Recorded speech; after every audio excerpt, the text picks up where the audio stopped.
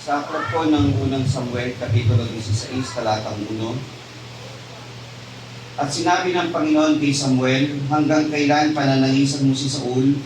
Yamang aking tinakwil siya na maging hari sa Israel. Punuin mo ng langis ang iyong sungay, at ikaw ay yumaon, susugurin kita kay Isay na Bethlehemita, sapagkat ako'y naglaan sa kanyang anak ng isang hari.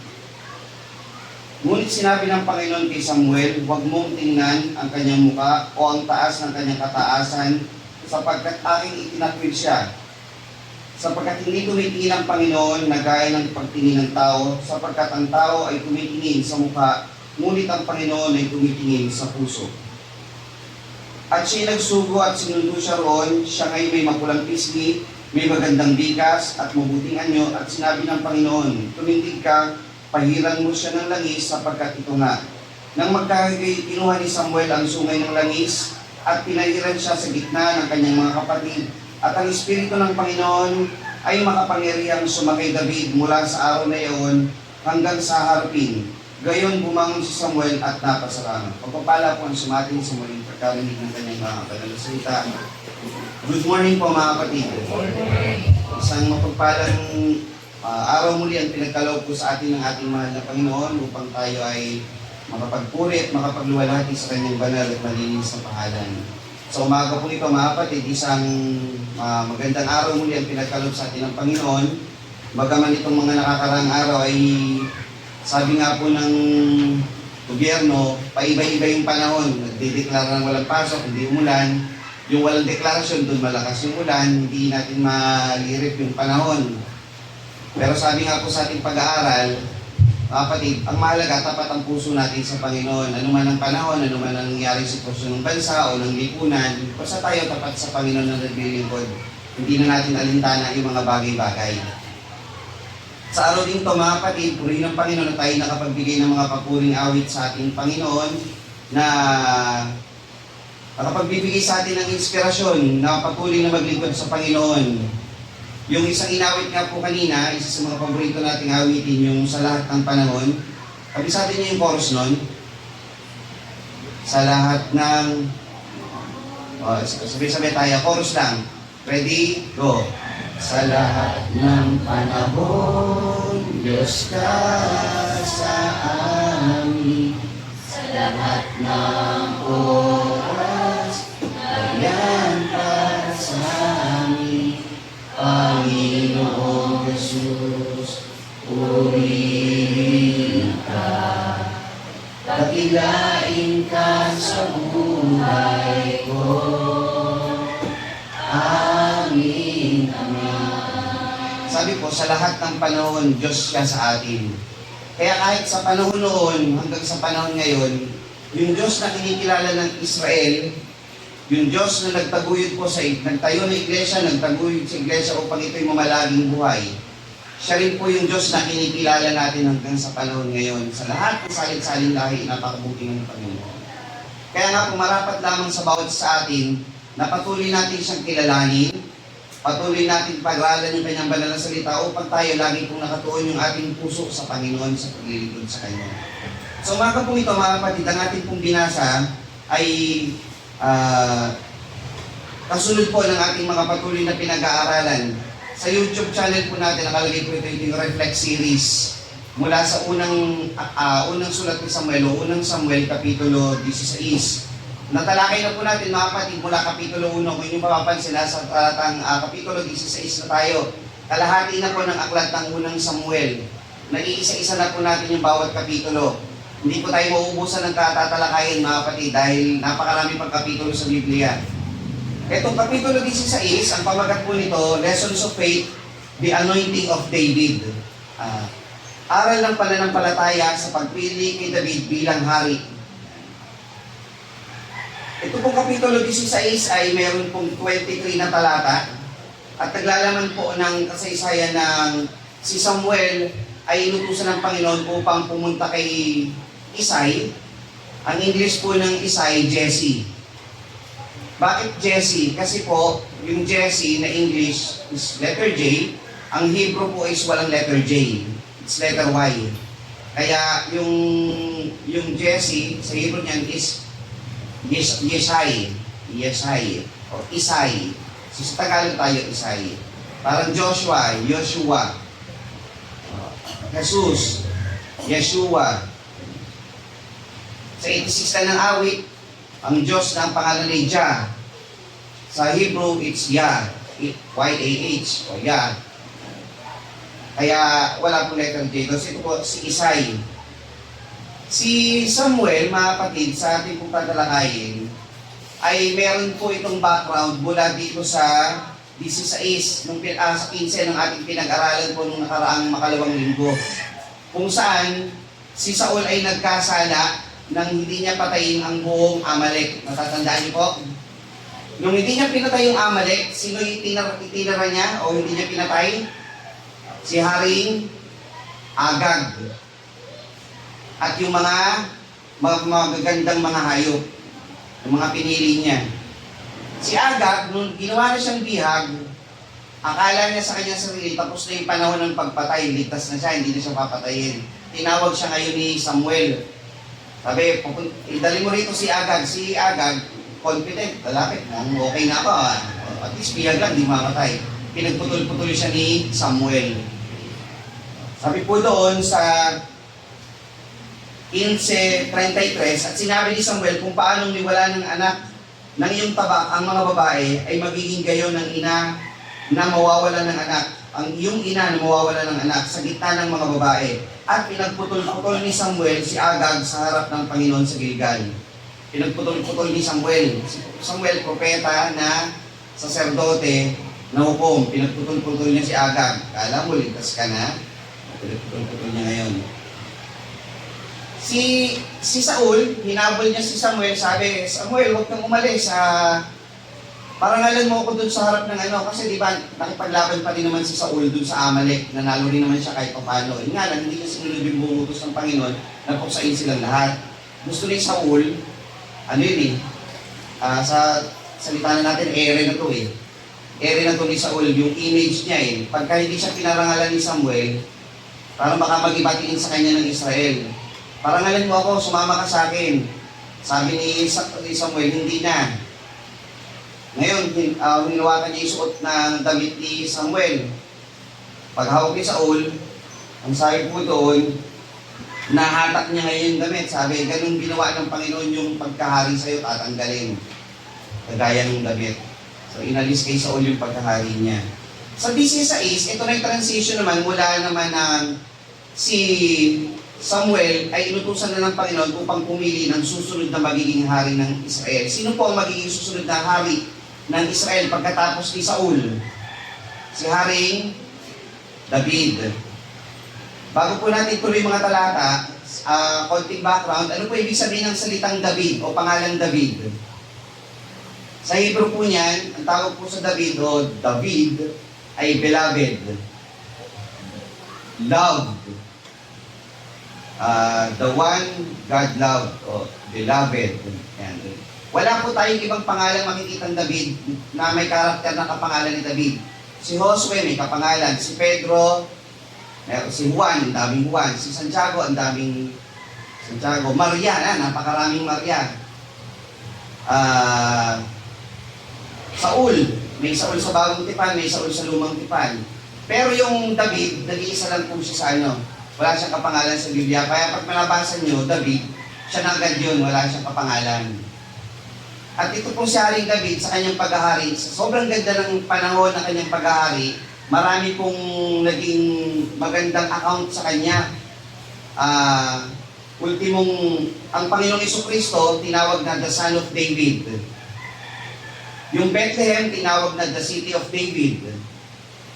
Yung family line ni David, yung kanyang angkan, tinawag na the House of David. Yung trono ni David, tinatawag na the Throne of David. Ibig sabihin, the Royal Family of David yon. Pag sinabing ang ugat ni David, o the root of David, o binhi ni David, o the seed of David, tinutukoy naman yun, yung lineage ng Panginoong Jesucristo nagmula kay David. Meron sa bagong tipan, susi David, kung saan tinutukoy naman ang Panginoong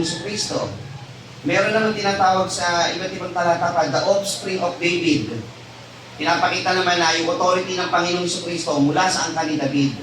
Bakit kaya ganun? Puro kay David, kay David, kay David. At bukod sa Panginoong Jesucristo na may pinakamarami sa Biblia, pinakamaraming nakasulat sa karakter, ang Panginoong Jesucristo, di ba?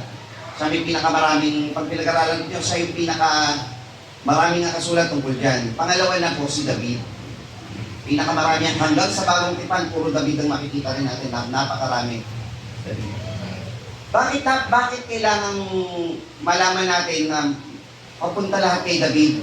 Kasi sa Genesis pa lang, ihinihula na ni Jacob sa kanyang mga anak kay Juda, hindi aalis kay Juda yung pagiging hari. Sabihin sa angkan ni Juda manggagaling yung hari. At mula kay Juda, hindi pwede sa ibang angkan. Si Saul sa angkan naging hari? Angkan ni Benjamin. Inalis sa kanya ng Panginoon. Kasi ang tao may gusto nun, hindi naman Diyos may gusto nun eh.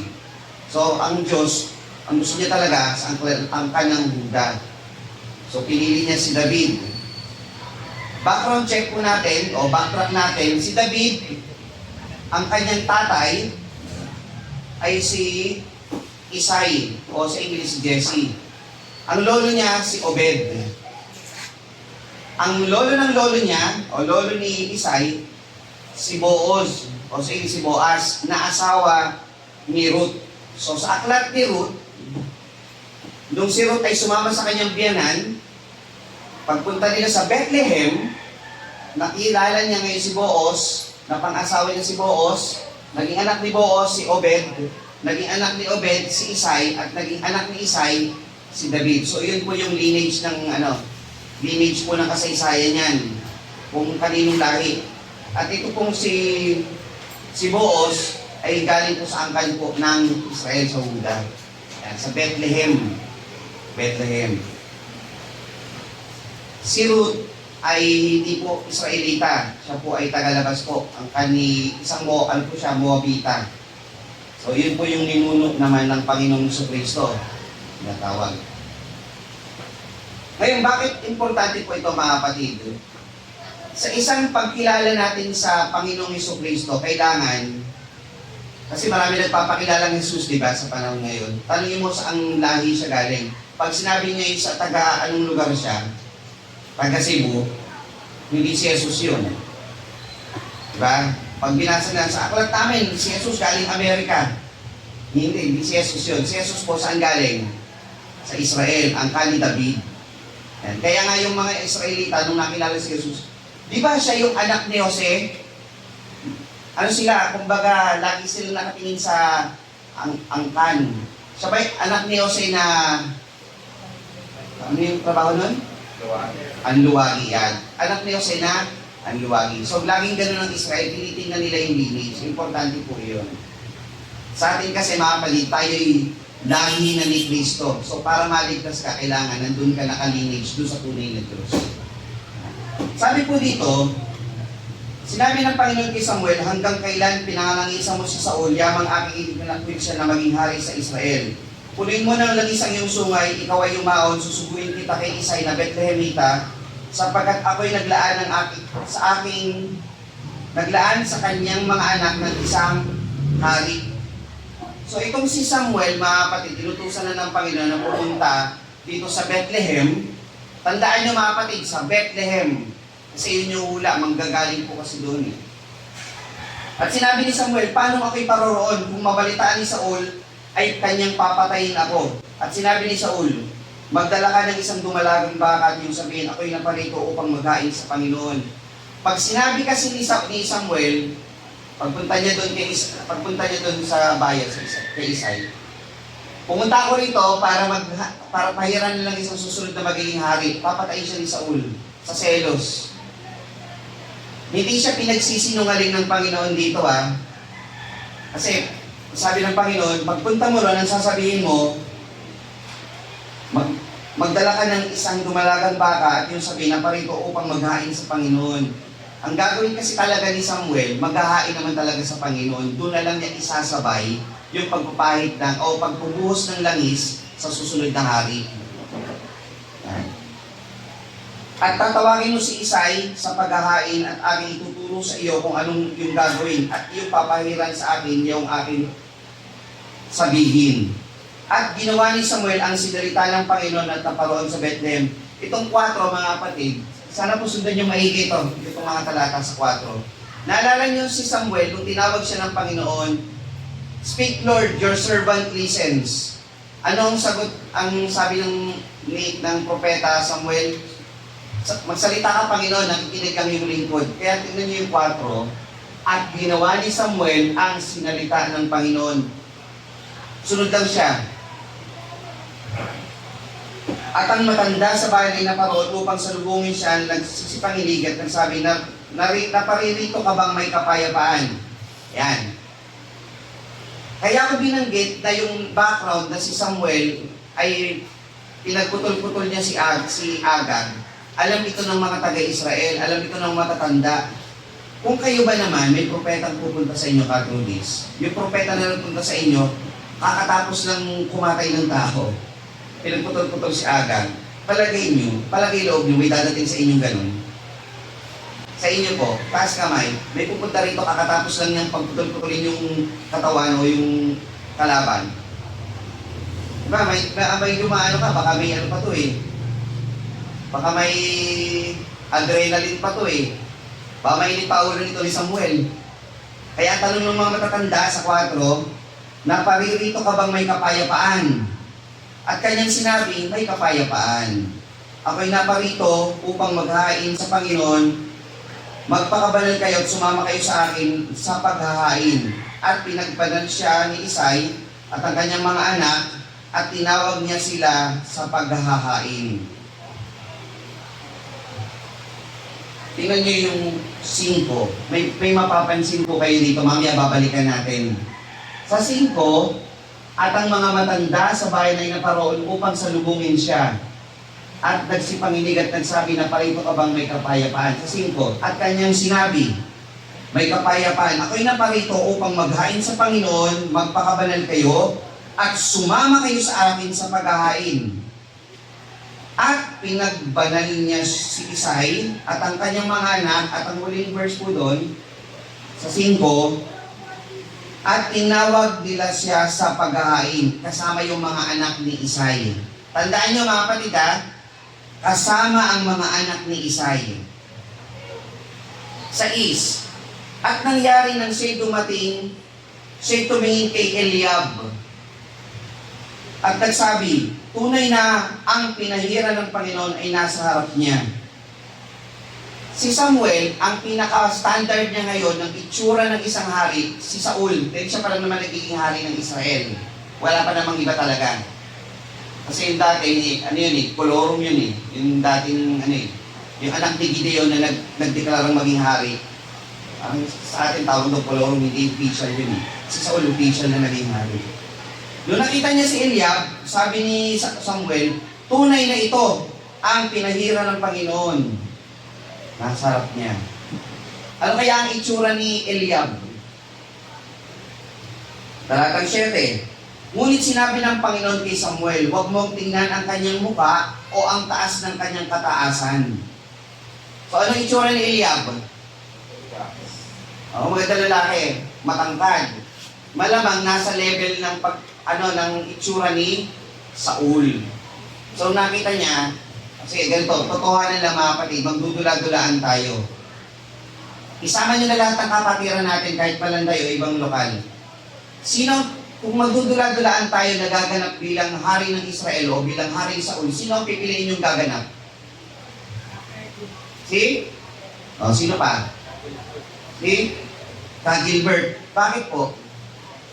Kasi yung dating mukhang may authority, mukhang talagang pagsalita, mukhang susundin. Yun ang tinignan ni Samuel kay Eliab. Kaya sabi ng Panginoon sa 7, huwag mong tingnan ang kanyang muka o ang taas ng kanyang kataasan sapagkat aking itinakwil siya. So hindi siya. Sa English po nito, God rejected. Nireject siya ng Panginoon. O nirefuse siya ng Panginoon. Sapagkat hindi tumitingin ang Panginoon na gaya ng pagtingin ng tao. Sapagkat ang tao ay tumitingin sa mukha, Ngunit ang Panginoon ay tumitingin sa puso. Yan, kagaya ng pinag-aralan natin kanina. Kailangan ng puso natin, mga kapatid, ay tapat sa Panginoon. Pero may tanong po dito. Si Samuel, pagpunta niya sa mga anak ni Isay, paano niya titignan ang puso? Ano ang basis niya? Pagtingin ba niya, makikita ba niya ang puso ni Eliab? Masisisi mo ba si Samuel nung pagtingin niya sa anak ni Isay, ang ganda lalaki, matangkad, eto na. Masisisi niyo ba siya? Meron ba rito, mga kapatid, magtataas ng kamay, mga ngasa, sabihin niya sa kanya dito, kaya kong basahin ang puso mo. Taas kamay, meron bang may kaya? Paano natin gagawin yun? Paano po? Sabi, ang tao tumitingin sa mukha, ngunit ang Diyos tumitingin sa puso. Paano titignan ni Samuel ang puso ng tao na kanyang papahiran ng langis? Di ba parang may tanong? Nakukuha niyo po yung tanong? O sasagutin natin mamaya po yun, bibitinin lang muna natin. Pero, ang tinutukoy dito, ang Panginoon tumitingin sa puso. Ang talata po ito ay laging misuse and abuse ng iba't ibang pangkati ng pananampalataya. Ginagamit nila ang talatang ito na pwede daw tayong manalangin ng patayo kasi tayo tumitingin sa forma na kaluhod, ang Diyos tumitingin sa puso, basta ang puso mo mababaraw sa Diyos. Hindi po ganun yung talata na ito.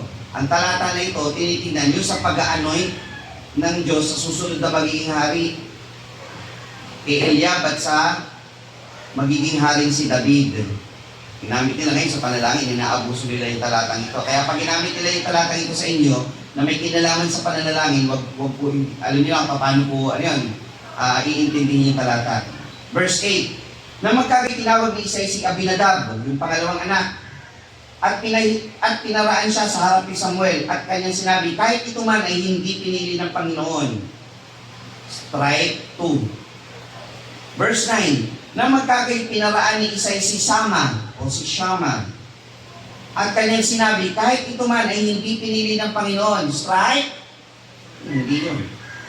Verse 10, at pinaraan ni Isay ang 7 sa kanyang mga anak sa harap ni Samuel. At sinabi ni Samuel kay Isay, hindi pinili ng Panginoon ang mga ito. So, 7 sa anak ni Isay, pinakita kay Samuel, sabi ni Samuel, hindi lang pinili ng Panginoon. May mapapansin po kayo. Mamaya, papapansin po natin Verse 11. At sinabi ni Samuel kay Isay, narito baga ang iyong lahat na anak, at kanyang sinabi, natitira pa ang bunso, at narito siya'y nag-aalaga ng mga tupa, at sinabi ni Samuel kay Isay, ipasundo mo siya sapagkat hindi tayo uupo hanggang siya'y dumating dito. Ang nangyayari dito, mga kapatid, may neglect sa isa sa mga anak. Tingnan niyo po, balikan natin yung kapatid na Noel, pasubaybayan po natin yung verse 5. Tingnan niyo po maigi, mga kapatid. Konting subaybay para makuha niyo po yung kapitulo. Ang tawag po kasi dito, expository type ng preaching. Bawat talata, titignan natin bakit ganun yung nangyari. Para pag binasa niyo yung Bible na kayo naman, mas madali niyo makukuha yung istorya. Verse 5. At pinagbanal siya niya si Isay at ang kanyang mga anak at tinawag niya sila sa paghahain. Si Isay, tinawag niya lahat ng kanyang mga anak, pero meron siyang hindi tinawag. Sa panahon ng paghahain sa Panginoon na isang napaka-importanting panahon, importante ba ang paglilingkod sa Panginoon? Bakit hindi niya isinama si David? Bakit po kaya? Kaya alam niyo mga kapatid, si David, meron isang talata po sa aklat ng awit na kanyang isinulat. Sabi niya, 27 Gs ng awit, bagaman pabayaan ako ng aking ama at ng aking ina, gayon may dadamputin ako ng Panginoon, hindi kasi siya inaalala ng kanyang mga magulang. Parang hindi siya importante. Kung importante siya sa kanyang magulang, paghahain sa Panginoon, magkakaroon sila ng kain ng pasasalamat, pagkakainan sila. Hindi man lang siya tinawag, pinabayaan siya doon. Kaya anong sabi ni Samuel, doon sa verse 11, ipasundo mo siya sapagkat hindi tayo uupo hanggang siya'y dumating dito. Parang ayaw pa kasi ni Isay eh. Pumili ka na lang dyan, pito naman yan. Malulusog, magaganda itsura, malalakas. Andiyan ka na lang pumili, parang ganun ang ginagawa eh. Eto, iniharap ko na nga sa'yo eh. Hindi tayo uupo hanggat hindi mo dinadala rito yung bunso. Nakikita nyo ngayon yung istorya niyan, bakit wala siya. Hinayaan siya ngayon doon. Anong trabaho ni David noong panahon na yun? Tagapag-alaga ng tupa. Tandaan niyo ulit yun. Babalikan po natin yun mamaya. Verse 12, at siya'y nagsubo at sindo siya roon, siya nga'y may mapulang pisngi, may magandang bikas at mabuting anyo. At sinabi ng Panginoon, tumindig ka, pahiran mo siya ng langis, sapagkat ito nga. Nang magkagay, kinuha ni Samuel ang sungay ng langis, pinahiran siya sa gitna ng kanyang mga kapatid, at ang Espiritu ng Panginoon na ay makapangyarihang sumakay David mula ng araw na yon hanggang sa harapin. Gayon bumangon si Samuel at napasalamat. Si Samuel, pinahiran siya ng langis. Itong pinahiran, hindi po ito yung ginagawa po ng mga pangkat ng pananampalataya na kukuha na langis, lalagyan ng krus yung noo. Hindi po ganun ang pagpapahid ng langis po noon. Ang pagpapahid ng langis noon, meron pong sungay ng hayop, kung ito man ay toro, pinupuno po itong langis, ibinubuhos po ito sa ulo. Hanggang sa buo, mapuno po yan. It's olive oil. Binubuhos po yun. Kung may balbas naman yun, hanggang balbas yun. Buhos talaga po yun. Yun, isa po yung symbolical na Espiritu ng Panginoon ay isinasalin sa iyo, ay napapasayo na. Yan, yun po yung symbolical ng langis. Itong mga talatang ito, mga kapatid, patuloy muna natin sa 14. At ang Espiritu nga ng Panginoon ay makapangyarihan sumakay David mula sa araw na iyon hanggang sa harapin. At ang Espiritu nga ng Panginoon ay humiwalay kay Saul. At isang masamang espiritu na mula sa Panginoon bumagabag sa kanya. Dito po maraming mga pangkat ng pananampalataya, kahit Kristiyano, nagugulat sa talatang ito. Verse 14, subaybayan niyo po. At ang Espiritu nga ng Panginoon humiwalay kay Saul. Sabi, ang Espiritu nga ng Panginoon humiwalay sa isang mananampalataya, magkaiba po kasi sa lumang tipan at sa bagong tipan. Sa bagong tipan kasi, ang Espiritu ng Panginoon tinatatak na. Hindi naaalis sa iyon. Mapipighati na lang po yun pag gumagawa ka ng masama. Sa lumang tipan, humihiwalay yun. Pero dito nababagabag ang mga mananampalataya. Tingnan niyo po yung susunod na phrase. At isang masamang espiritu na mula sa Panginoon. Brother, may masamang espiritu na mula sa Panginoon? Ibig sabihin po kasi nito, ang masamang espiritu, ang diablo kasi, ang demonyo kasi, cannot operate without the approval of God. Kaya tingnan nyo, si Job nung tutuksuhin, humingi ng permiso sa Panginoon, binigyan niya ng permit. Sabi niya, o sige, pero huwag mong kukuhanin ang kanyang buhay. Huwag niyong i-literal po ito na ang Panginoon may masamang espiritu, hindi. Pinagbigyan niya ngayon. Ito yun, kumbaga, may approval to. Sabi ng Panginoon, mabuti yan. Na mula sa Panginoon bumagabag sa Kanya. Ang tawag kasi dito mga kapatid, providence. May dahilan ang Panginoon kung bakit nangyari ito. Paliwanag po natin. At sinabi nga ng mga bata ni Saul sa kanya, narito ngayon may isang masamang espiritu na mula sa Diyos ay bumabagabag sa iyo. Iutos ngayon ng aming Panginoon sa iyong mga bataan na nasa harap mo na humanap ng isang lalaki na bihasang manunugtog ng alpa. At nangyari pagka ang masamang espiritu na mula sa Diyos ay nasa iyo, siya'y tutugtog ng kanyang kamay at ikaw ay magbubuti. Isa-isayin na natin. Si Saul, ginawang hari, nagkasala sa Kapitulo 13. Sabi ng Panginoon kay Samuel, sabi mo sa kanya, aalisin na siya sa pagkahari. Tingnan niyo yung sa 13:19. O 13:14 ng unang Samuel. Ngunit ngayon ay hindi matutuloy ang iyong kaharian. Ang Panginoon ay humahanap para sa kanya ng isang lalaking ayon sa kanyang sariling puso. At inihalal ng Panginoon siya na maging prinsipe ng kanyang bayan sapagkat hindi mo ginanap ang iniutos ng Panginoon sa iyo. Si Samuel, hindi niya pa kilala sa Kapitulo 13 kung sino yung pinili ng Panginoon na papalit kay David. Tama po ba? Hindi pa niya kilala sa Kapitulo 13. Kasi pagdating sa 16 nga hindi pa niya kilala eh. Tinitignan pa niya yung bawat anak ni Isay. Tama ba? Okay.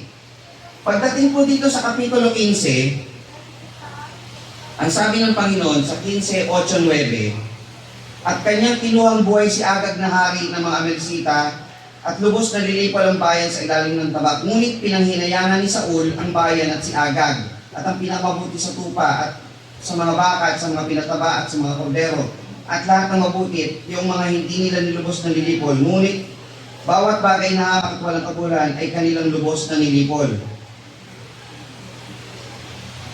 Nang magkagayoy dumating ang salita ng Panginoon kay Samuel at sinabi, ikinalulungkot ko na aking inilagay na hari si Saul, sapagkat siya'y tumalikod na hindi sumunod sa akin at hindi tinupad ang aking utos at si Samuel ay nagalit at siya'y dumaing sa Panginoon.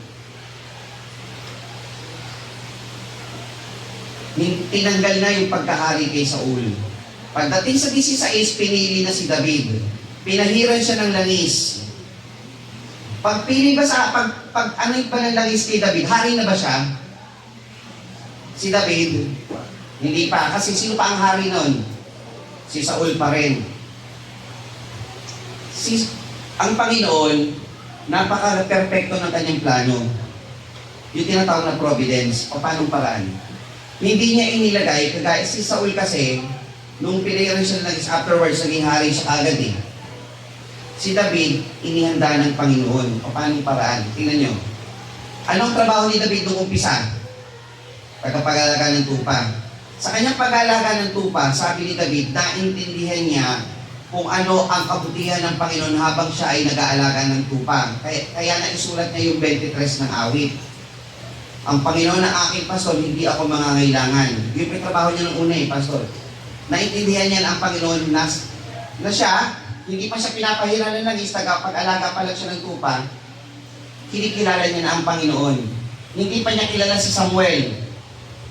Bawat paghiga niya sa damuhan, tingin niya sa langit, nakikita niya, sinusulat niya sa aklat ng awit yun eh. Napakagandang langit, yan ang ginawa ng Panginoong Diyos. Kaya sabi ng Panginoon, kilala niya yung puso ni David. Kahit hindi pa siya hari, si David sa kanyang kabataan, nasa puso na niya ang Panginoon. Tignan niyo, ang Panginoon ang aking pastor, hindi ako mangangailangan. Kanyang pinahihiga ako sa sariwang pastulan. Kanyang pinananauli ang aking kaluluwa. Pinapatubayan niya ako sa mga siping ng tubig ng pahingahan. Oo, bagaman ako'y lumalakad sa libis ng dilim ng kamatayan, wala akong katatakot ng kasamaan. Sapagkat ikaw ay sumasa akin, ang iyong pamalo at iyong tungkol ay nagsisialog sa akin. 5. Yung pinahiran na aking ulo ng langis, ang sarok ko'y ginaapawan.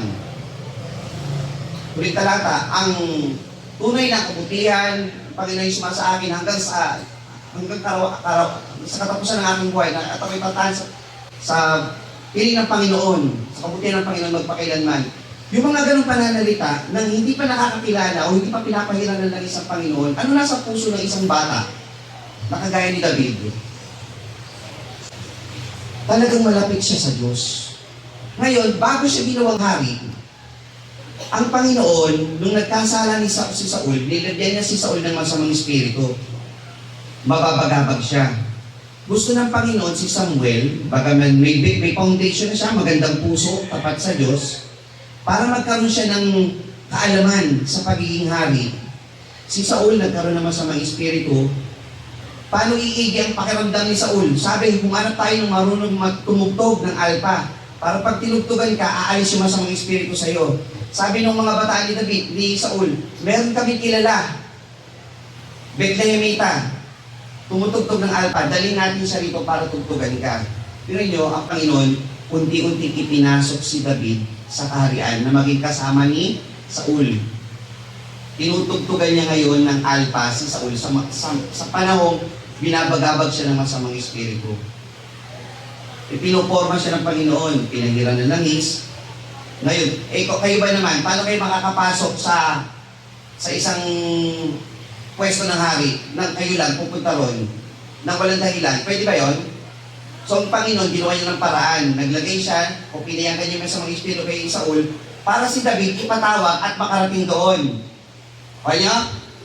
Ngayon nung nandun na siya, nakasumpong ngayon, ang sabi dito sa 16, at dumating, 21, at dumating si David kay Saul. Tumayo sa harap niya at minahal siya ng mainam. At siya'y naging tagadala ng sandata niya. Ang pangatlong ang trabaho ni David, tagapag-alaga ng tupa. Pangalawa, tagatugtog ng alpa. Ang pangatlo, tagadala ng sandata, armor bearer. Kung kayo ay armor bearer ni Saul, para ka ng OJT ng hari noon. Sa lahat ng ginagawa ng hari, nakikita mo na. Diba ang galing ng ginawa ng Panginoon?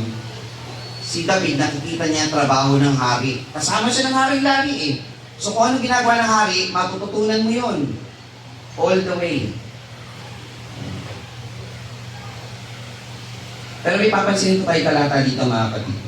23, at nangyari na pagka ang masamang espiritu na mula sa Diyos ay sumakay sa Saul, ay kinukuha ni David ang alpa at tinutugtog ng kanyang kamay, gayon nagiginhawaan sa Saul at bumubuti ang kanyang masamang espiritu ay nahihiwalay sa kanya. Kayo naniniwala mga kapatid, yung music maganda? Meron ba dito nasa bahay nagtatrabaho ng music? Ang katrabaho na maayos? May mga ganun ba sa inyo? Naglalaba, luluto, ganyan. Alam niyo anong purpose mga kapatid? Bakit sa panimula ng ating pagsamba sa Panginoon may paunang awit? Alam niyo po ang purpose nun? Para yung utak natin, ang ating sarili, ang kaluluwa natin, mapokus sa Panginoon. Kaya pag aawit tayo mga kapatid, kailangan buong puso niyong awitin. Huwag niyong tingnan lang yung lyrics. Ibukan niyo, lapin niyo. Kasi yung diablo na maaaring makapasok na itatabuyan ng isang magandang musikang mula sa Panginoon. Kaya ganun kahalaga ang music mga kapatid. Music is our weapon eh. Weapon natin yan. Pag kayo umaawit sa Panginoon, yung diablo, ayaw niyan. Ayaw niyan. Kaya pag sinabi mga kapatid, magsiawit tayo sa Panginoon, pag ayaw niyong umawit, babagabagin kayo ng diablo. Yung diablo sasabihin sa inyo, wag na, kaya na nila yan. Sila na lang. Ang Panginoon, tumitingin sa puso. Kahit tayo'y sintunado, kahit hindi maganda ang pagkakaawit natin, pero pag nasa puso natin ang Panginoon, pag tayo umaawit, purihin ng Panginoon. Kasi po, ang pag-awit natin, ang audience natin hindi tao. Ang audience natin, sino po? Ang Panginoong Diyos. Ngayon, babalikan natin yung verse 1. Balik po natin sa verse 1. Si Samuel pumunta sa Bethlehem. So, ito na yung istorya. Yung buong chapter 1 po, chapter ng 16 eh. Pumunta si Samuel, pinahirisip ng langis, nakapasok ni si David sa harian kay Saul. Tagadal armor bearer na siya, tagatugtog siya ng alpa ni Saul. So, yun na yung buong istorya ng 16. Ngayon, anong aral makikita natin doon, mga kapatid? Tayo, sa ating bayan ngayon, ang bayan tatawag dito, barangay, upang. Sino ang mag-aakala sa dinami-dami ng lugar dito sa Antipolo, Palawis, Apia, Upang, sa Marikina, Malanday, sa Bulacan, sa Garay, sa Ipo. Maniniwala ba kayo mga kapatid? Hindi yun coincidental o yung nagkataon lang. Naniniwala kayo may plano ang Diyos? Naniniwala kayo mga kapatid na yung Bethlehem, sa laki-laki ng Israel, sa little town of Bethlehem, kaya may awit din ng ganyan, little town of Bethlehem. Sa dinami-dami ng syudad sa Israel, sa Bethlehem pinapunta. Sa isang napakaliit na bayan. Because God knows your name. Kilala kayo ng Panginoon, mahal kayo ng Panginoon. Ang Panginoon, nagsasabi, kuhanin mo ang iyong sungay, punuan mo ng langis, tuturo ko sa iyo yung dapat gawin. May mga tao, mga kapatid, na gustong maglingkod sa Panginoon. Ang dapat sa atin, puntahan sila. Puntahan natin sila sa papanong paraan. Mag-share ka sa kanila. Maging gaya ka ni Samuel. Punuin mo yung sarili ng salita ng Panginoon upang maisalin mo ito sa iba. Kasi mga kapatid, pag ang ating disposition sa buhay, maganda, puntahan natin sila mga kapatid.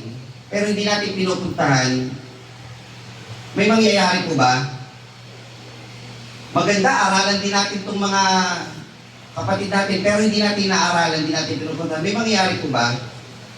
So, kailangan puntahan natin sila. Kasi, sabi po dito, si Samuel, sumunod siya sa Panginoon. At may mga tao na kagaya naman ni David. May mga tao na kagaya ni David na neglected sa buhay, akala nila wala akong halaga, iniwan ako ng aking mga magulang, iniwan ako ng pamayanan, kinalimutan ako. Hindi nyo ba naisip minsan kayo yun? Baka iniisip nyo, Amerika lang dahil yun ang magandang lugar. Canada lang. Magagandang bansa. Eh ano ba naman ang Pilipinas? Para pagtuunan ng pansin ng Panginoon, pero hindi. Darating pa rin tayo ng salita ng Panginoon. Kahit na isipin natin maliit lang tayo na bansa, maliit lang tayo na pamayanan, maliit lang tayo na barangay, na pamayanan dito. Pero pinuntahan tayo ng Panginoon upang maging mananampalataya sa Kanya. Kagaya ni David, bagaman pabayaan ako ng aking ama at ng aking ina, gayon may dadamputin ako ng Panginoon. Pagdating ng panahon, may mga pangkat ng pananampalataya ganito. Ito yung nakitang pananampalataya, ang ganda ng building, napa-organisado ng kapilya, ang ganda ng programa, ang ganda ng pag-aawitan. Parang si Eliab. Dumaan, sabi ng Panginoon, hindi siya. Dumaan yung, pinakilala isang pangkat ng pananampalataya. Ang gaganda ng postura, ang gaganda ng building, ang ganda ng mga pag-aawitan. Talagang pag nakita mo sa kanyang physical, sa kanyang itsura, mukhang ito na ang tunay na pananampalataya. Pero ano sabi ng Panginoon? Hindi siya. Sapagkat ang Diyos ay tumitingin sa puso. Ang titingnan niya yung tunay na iglesia na may pusong naglilingkod sa Panginoon. Kapatid, tandaan niyo po yun. Huwag natin ikahihiya na ang kapilya natin ganito lamang. Pero hindi ibig sabihin hindi natin lilinisin. Hindi natin naayusin. Hindi natin pagagandahin. At ayon sa ating kakayanan. Mahirap naman pagandahin natin tapos nangutang lang tayo tapos nababaon tayo sa utang. Hindi naman natin makagagampanan. Ayusin natin, pagandahin natin. Ang importante, huwag natin ikahihiya yung ating pinagsasama-samahan sambahan sa Panginoon. Dahil naririto ang presensya ng Panginoon. Pagdating ng Panginoon, titingnan niya sino ang may pusong naglilingkod sa Panginoon. So babalikan natin yung tanong. Paano malalaman na yung puso mo ay may puso na kalooban ng Panginoon? Sa aklat po mga kapatid, ng Lucas, Kapitulo 6, talatang 45. Pakitingnan po. Lucas 6:45. Ang sabi po dito, ang mabubuting tao o ang mabuting tao ay kumukuha ng kagalingan sa mabubuting kayamanan ng kanyang puso. At ang masamang tao ay kumukuha ng kasamaan sa masamang kayamanan. Sapagkat sa kasaganaan ng puso ay magsasalita ang bibig. So, paano nyo malalaman? Ano nilalaman ng puso? Sa lumalabas sa kanyang bibig. So, pag ang isang tao, ang narinig mo dyan, reklamo, pag ang narinig mo dyan, hatred, narinig mo dyan, kritisismo, narinig mo dyan, ba't ako, ano kayang nilalaman ng kanyang puso? Pwede mo nang malaman yun. Pero pag ang nasa puso niyan, okay lang to, bigayan ng Panginoon, pagkasayin natin, masaya tayo rito. Maglilingkod ako sa Panginoon. Masaya akong aawit sa Panginoon. Ano nilalaman ng puso niyan? Kalooban ng Panginoon.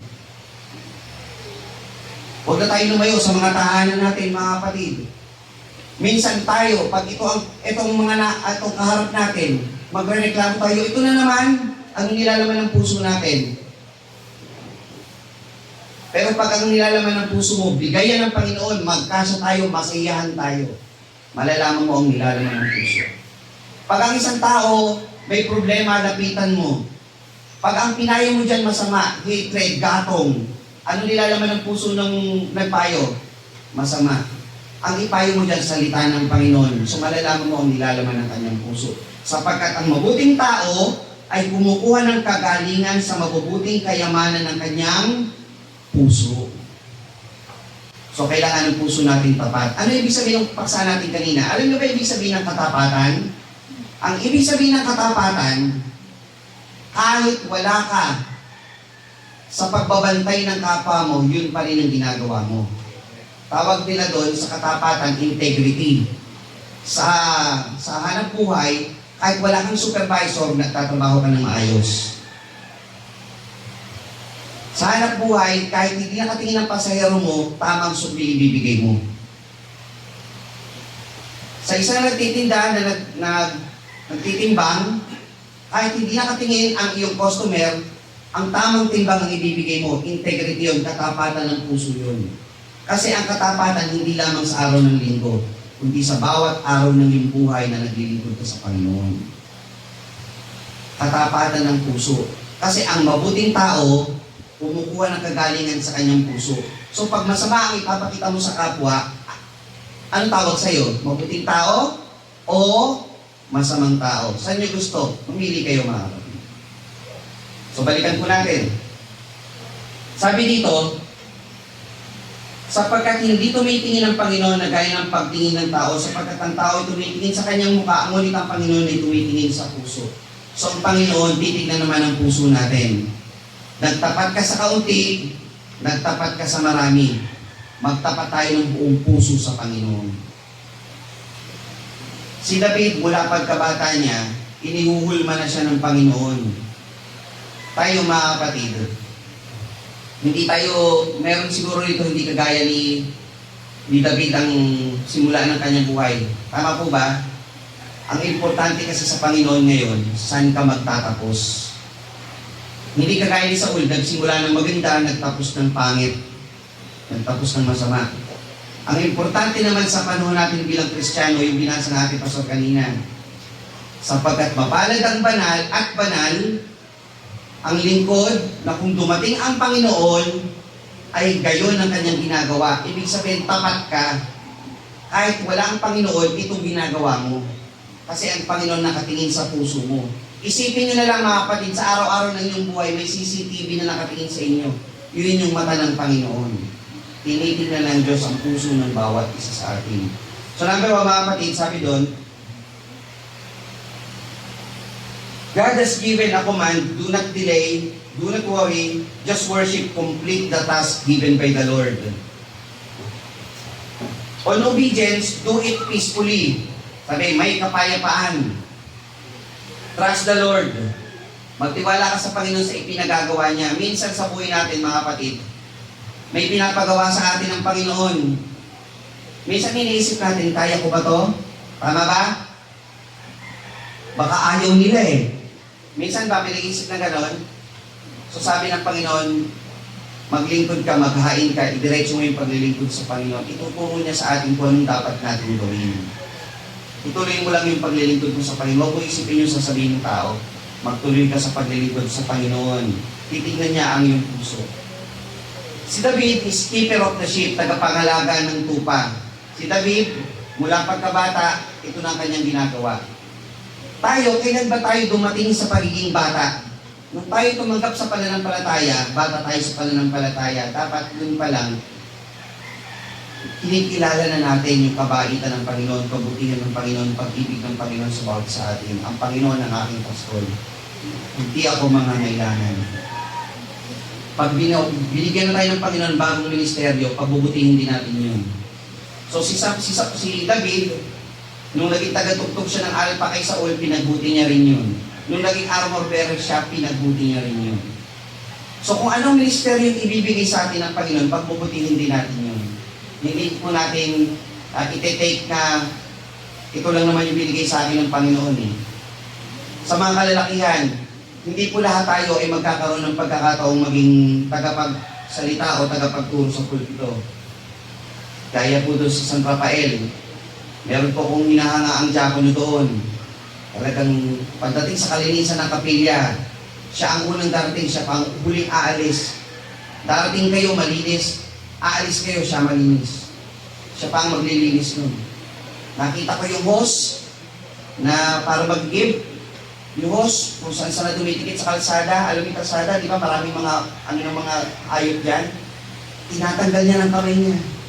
Paglilingkod ko sa mga kapatid sa pananampalataya, pinagbubuti niya yung kanyang paglilingkod sa Panginoon. Sa pangitan pag-iigib at paglilinis sa kapilya. Sa mga kababaihan, meron tayong ministeryo sa WF, pagbutihin natin sa Panginoon. Minsan manghihina tayo, pero yung panahon na yun, yung panahon na kailangan natin lalong lakasan yung ating pananampalataya. Kasi sinusubok tayo ng Panginoon. Hanggang diyan ka lang ba? Hindi. Panginoon, magtutuloy po ako.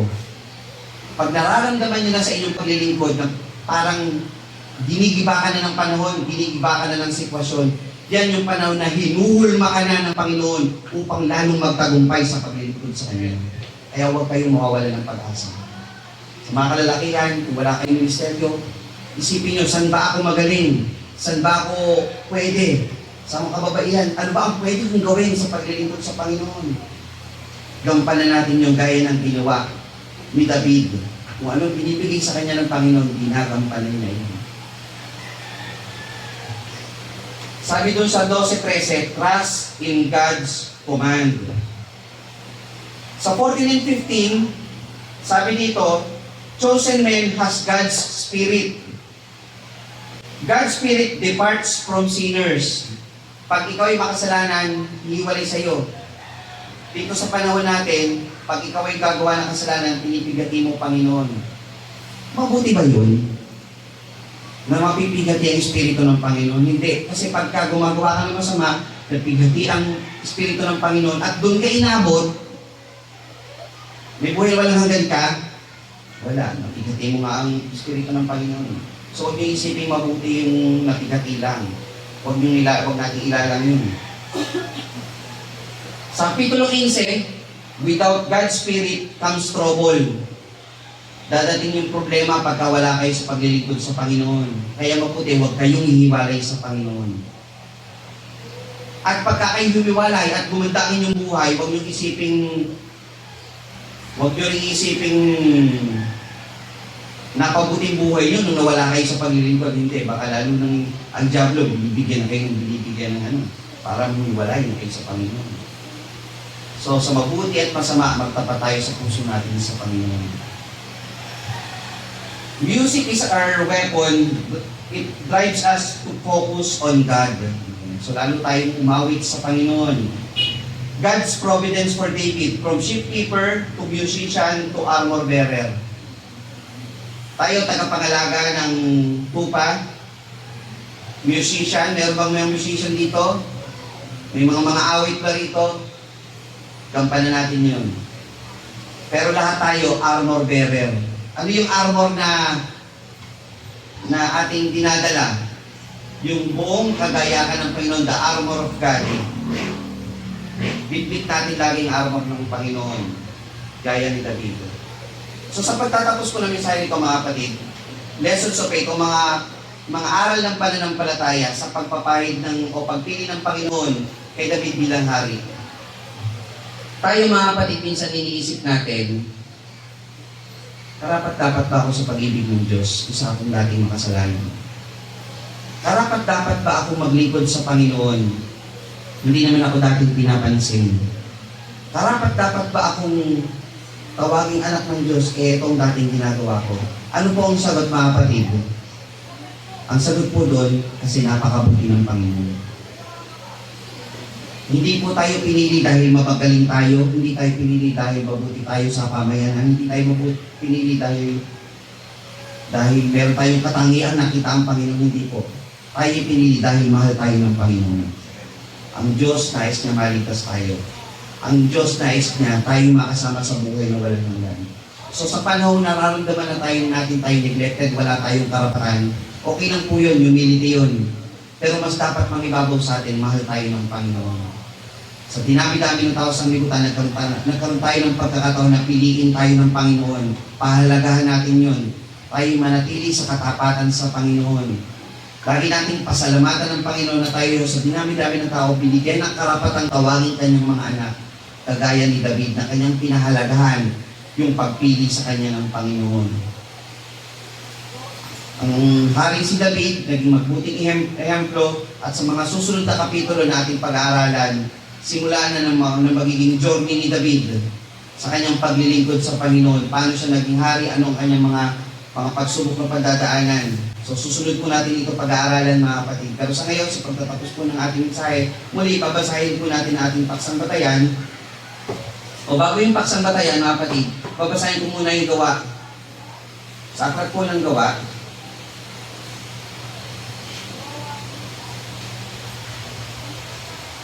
Kapitulo 13, talatang 21 hanggang 23. Tapos babasahin po natin yung ating paksang batayan.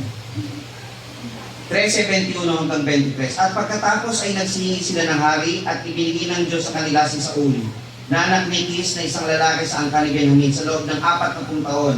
At nang siya'y alisin niya, ibinangon niya si David upang maging hari nila. Siya rin namang pinatutuhanan niya at sinabi, nasumpungan ko si David na anak ni Jesse na isang lalaking kinalulugdan ng aking puso, nagagawa ng buong kalooban ko. Sa binhi ng taong ito, ayon sa pangako, ang Diyos ay nagkaloob ng isang tagapagligtas na si Jesus. Si David lamang ang nagkaroon ng kataga na a man after mine own heart. Si David ay malapit sa puso ng Panginoon. Tayo mga kapatid ay malapit sa puso ng Panginoon dahil tayo binigyan ng karapan-palang tawagin kanyang mga anak. Pahalagahan po natin yung mga kapatid at muli sa ating paksang batayan, 16:7 na lang po ng unang Samuel. Ngunit sinabi ng Panginoon kay Samuel, huwag mong tingnan ang kanyang mukha o ang taas ng kanyang kataasan sapagkat aking itinakwil siya. Sapagkat hindi tumitingin ang Panginoon na gaya ng pagtingin ng tao. Amen? Sapagkat ang tao ay tumitingin sa mukha, ngunit ang Panginoon ay tumitingin sa puso. Pagpapala po sa mga ating sa mga pagkain ng salita na tayo po sama-samang tumindig, awitin po natin ang tinatay.